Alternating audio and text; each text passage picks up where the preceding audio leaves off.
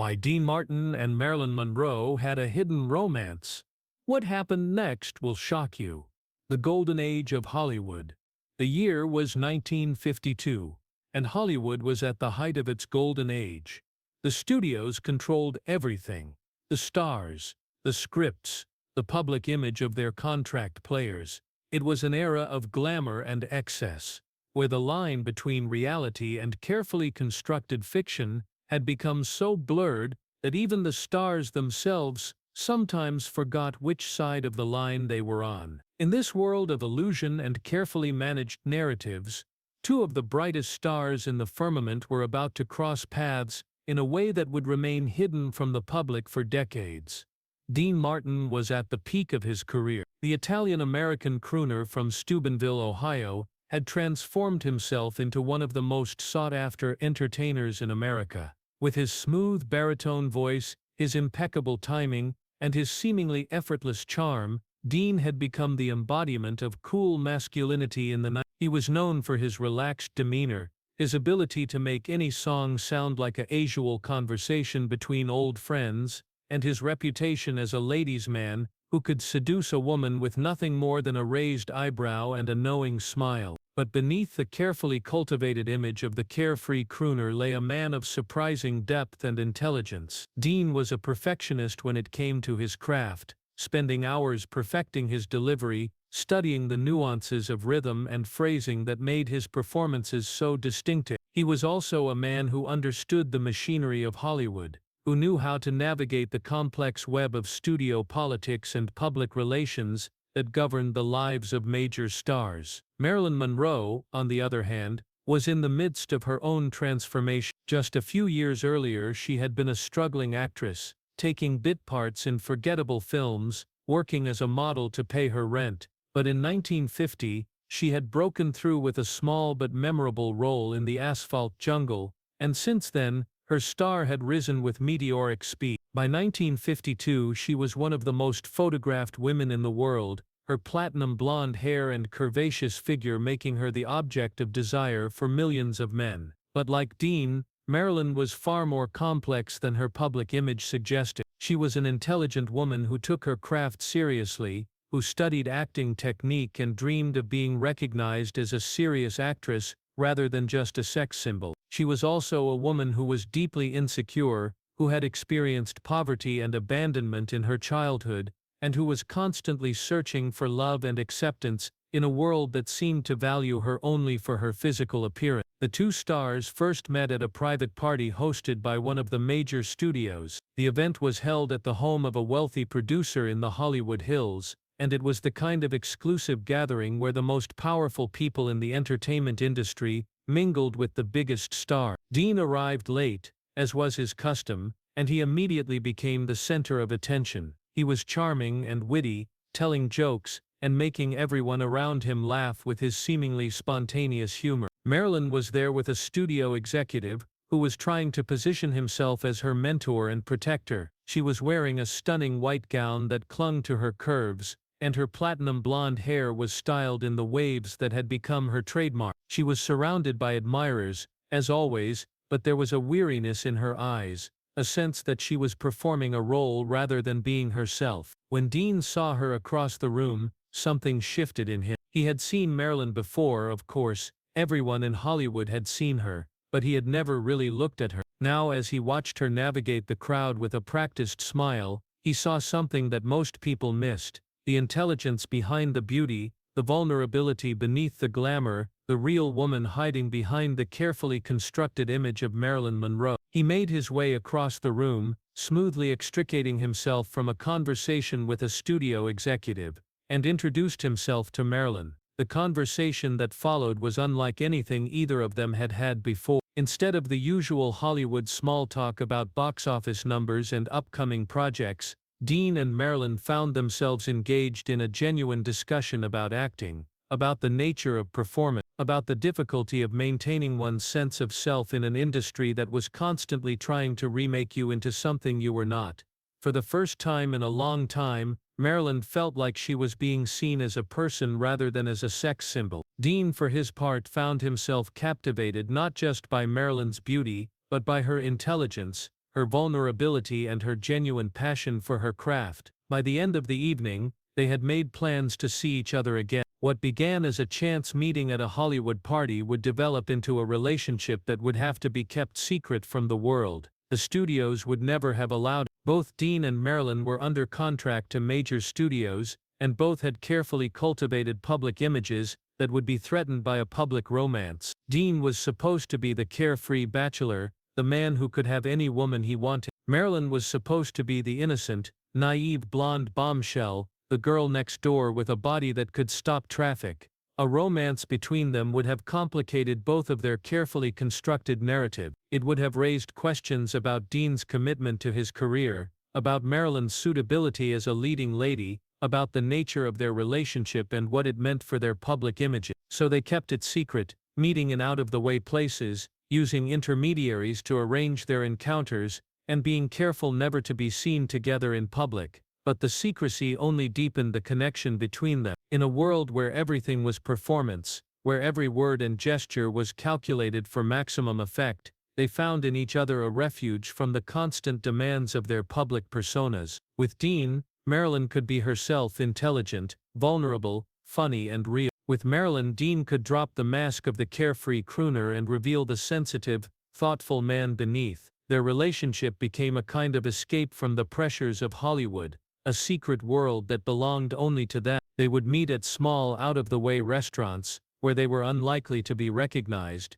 or at private homes of trusted friends who understood the need for discretion. They would talk for hours about their dreams, their fears, their hopes for the future. They would listen to music together, with Dean singing softly to Marilyn, his voice carrying all the emotion and tenderness that he could never express in public. For both of them, this hidden romance represented something that was increasingly rare in Hollywood: genuine human connection, authentic emotion, real love untainted by the machinery of the studio system. It was a love that had to remain secret, but it was no less real for them. As the months passed, the relationship between Dean and Marilyn deepened in ways that neither of them had anticipated. What had begun as a chance meeting at a Hollywood party had evolved into something far more significant, a genuine love affair that existed entirely outside the public eye. They had become each other's confidant, each other's refuge from the relentless demands of their careers and the constant scrutiny of the Hollywood machine.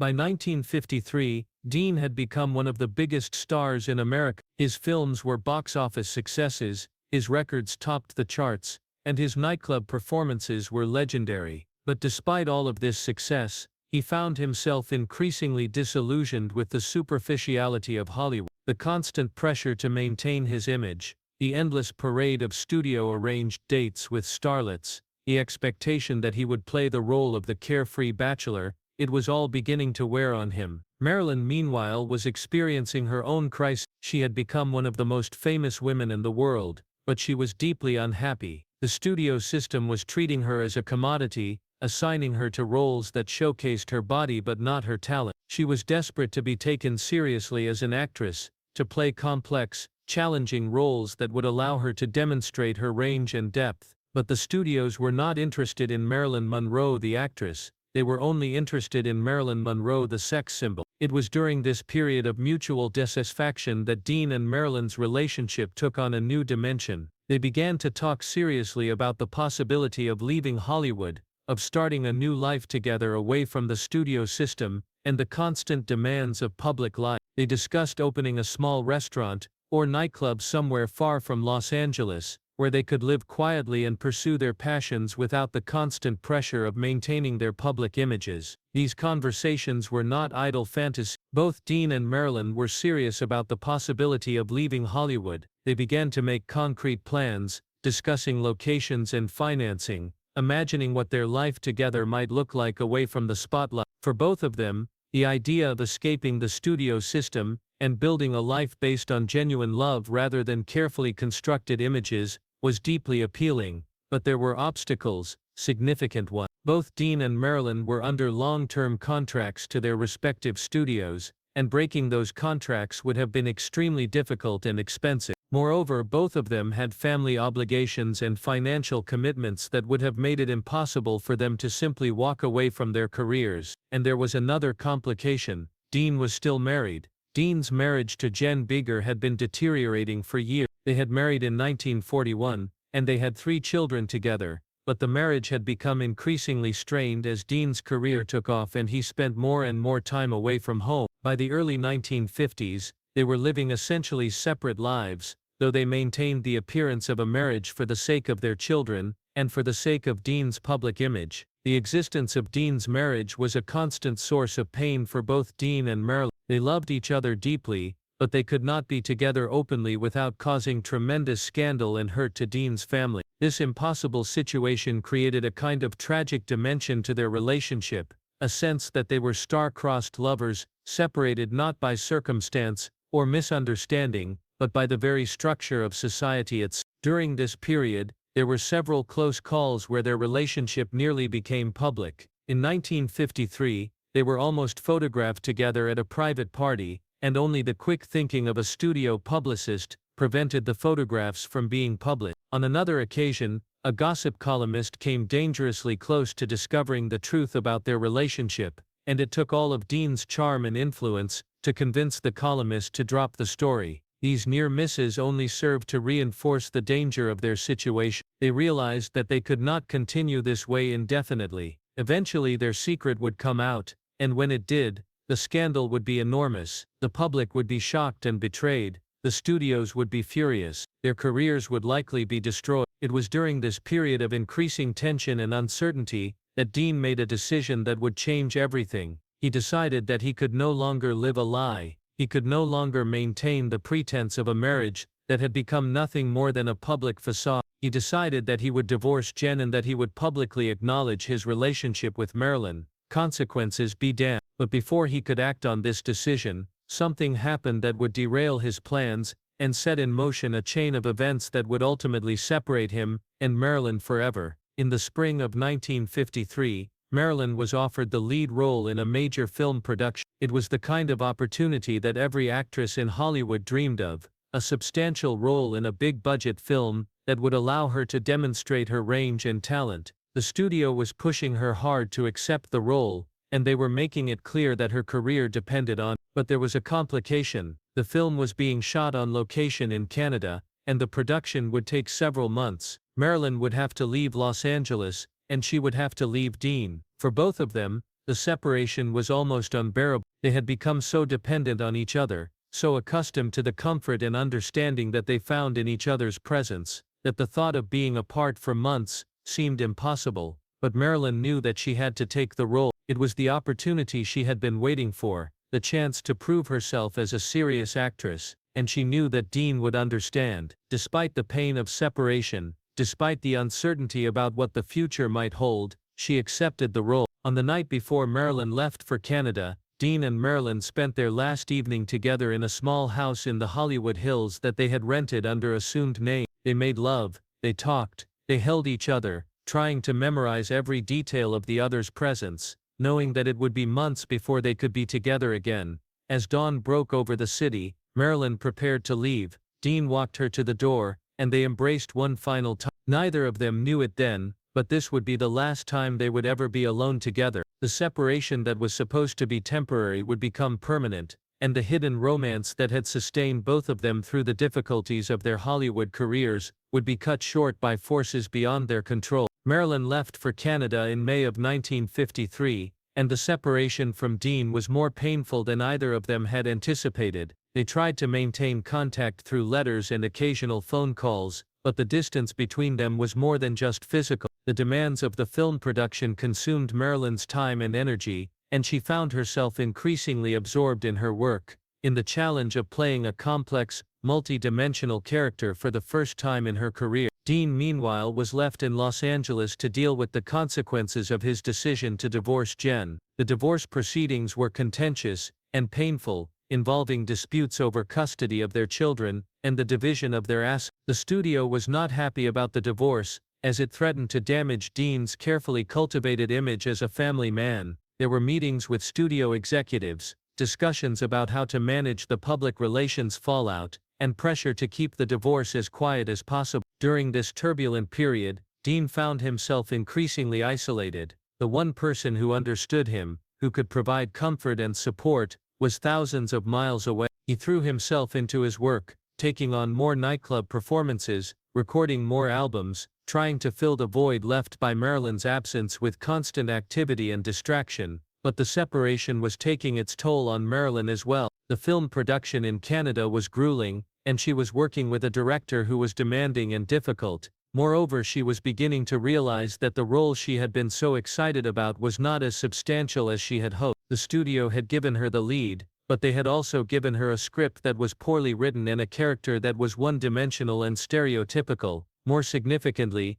Marilyn was beginning to feel the weight of her separation from Dean. She missed him terribly, and she found herself wondering if she had made the right decision in accepting the role. She began to write him long letters, pouring out her heart, expressing her doubts and fears, telling him how much she missed him and how much she loved him. Dean responded with letters of his own, letters that were tender and passionate, letters in which he expressed his own doubts and fears, his own sense of loss and longing. In these letters they made plans for the future, discussing the possibility of reuniting once Marilyn's film was completed, of finally being able to be together openly, of building a life together that was not constrained by the demands of the studio system. But fate had other plans. In August of 1953, while Marilyn was still in Canada, Dean received news that would change everything. His divorce from Jen had been finalized, and he was now a free man. He was overjoyed at the news, and he immediately began making plans to go to Canada to see Marilyn, to tell her in person that they could finally be together openly,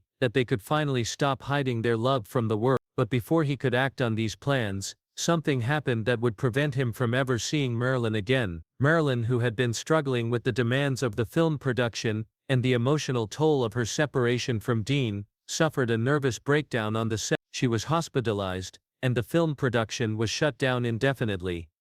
When Dean heard the news, he was devastated. He immediately tried to contact Marilyn, but the studio was controlling all access to her. They would not allow him to see her or even to speak to her on the phone. The studio's reasoning was clear. They were afraid that Dean's presence would further destabilize Marilyn's mental state, and they were also concerned about the scandal that would result if it became known that Dean and Marilyn had been in a relationship. For the next several months, Dean was kept away from Marilyn. He tried everything he could think of to reach her. He called the hospital where she was being treated. He tried to visit her in person. He even considered going to the press with the truth about their relationship. But the studio was too powerful, and they had too much at stake. They had invested millions of dollars in Marilyn Monroe, and they were not going to allow a romantic entanglement with another major star to jeopardize their investment. During this period of forced separation, both Dean and Marilyn were suffering. Marilyn, recovering from her nervous breakdown, was confused and hurt by Dean's apparent abandonment.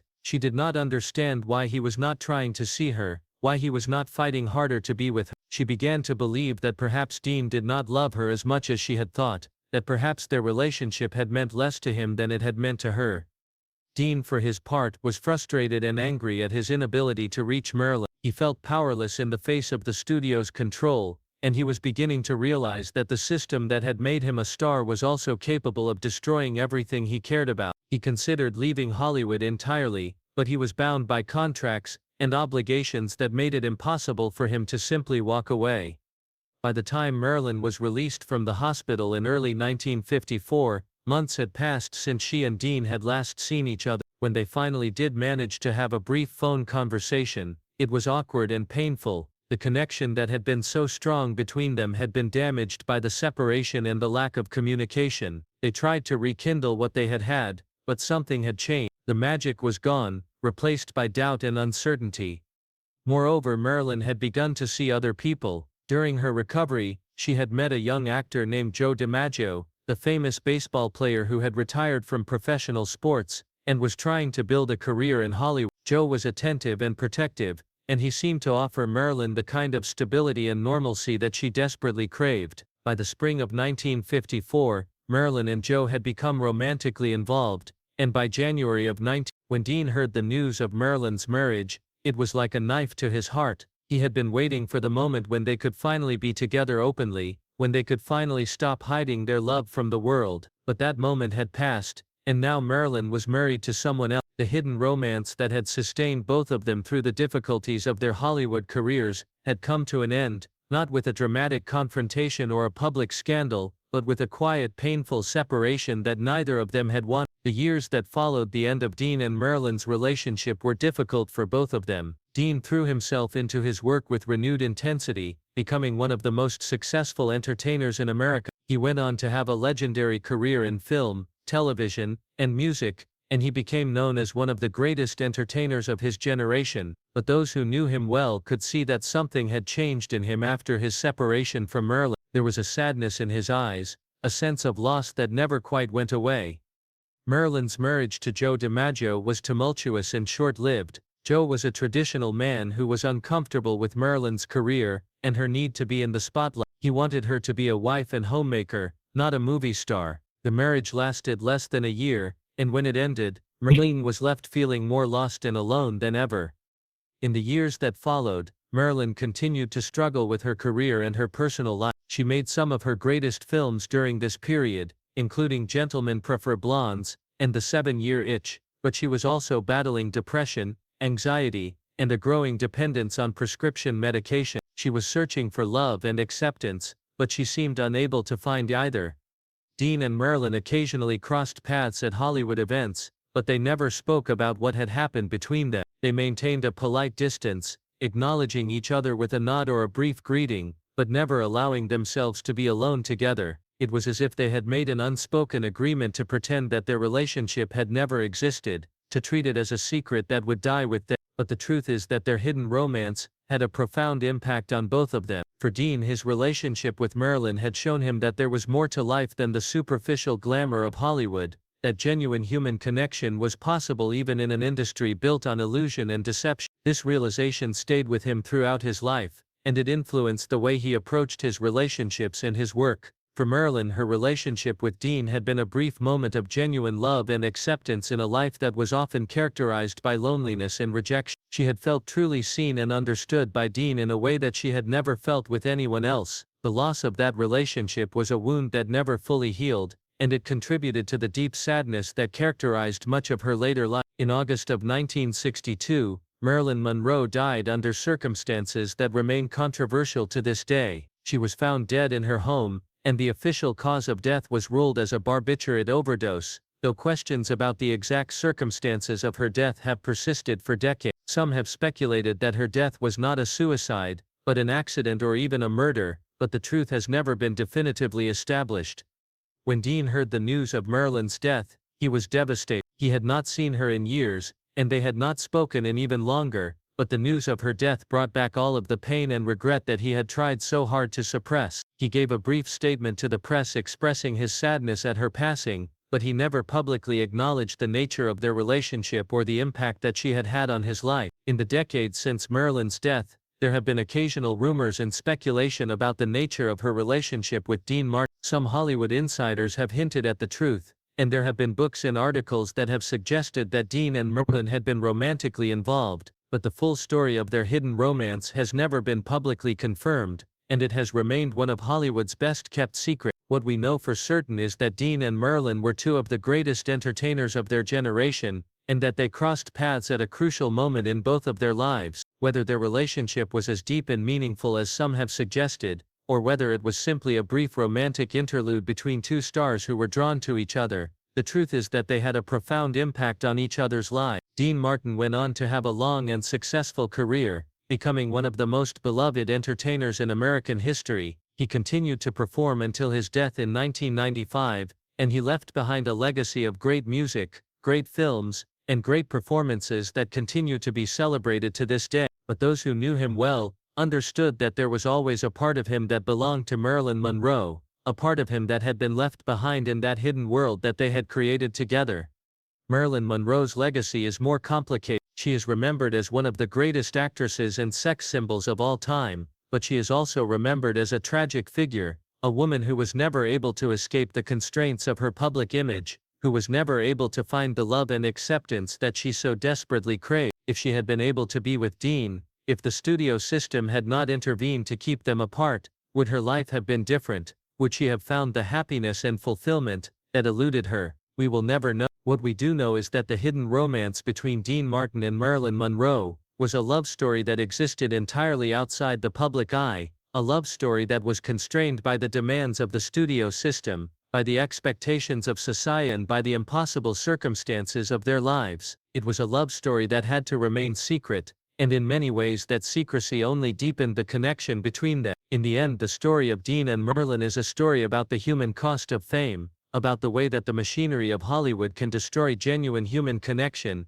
and about the tragic consequences of a system that values image over reality, performance over authenticity. It is a story that reminds us that behind the glamorous facades of our greatest entertainers, there are real people with real emotions, real desires, and real capacity for love. The hidden romance between Dean Martin and Marilyn Monroe may have been kept secret from the world, but it was no less real, no less meaningful, and no less tragic than any great love story that has ever been told. And in remembering their story, we are reminded of the importance of genuine human connection, of the courage it takes to love authentically in a world that constantly demands that we perform, and of the terrible price that we sometimes have to pay for the pursuit of fame and success. If you found this untold story of Hollywood's greatest secret romance fascinating, please subscribe to our channel for more exclusive insights into the hidden lives of Hollywood's most iconic stars. We uncover the stories that the studios tried to keep hidden, the secrets that shaped the golden age of cinema. Subscribe now, and never miss a story about the real people behind the glamorous images.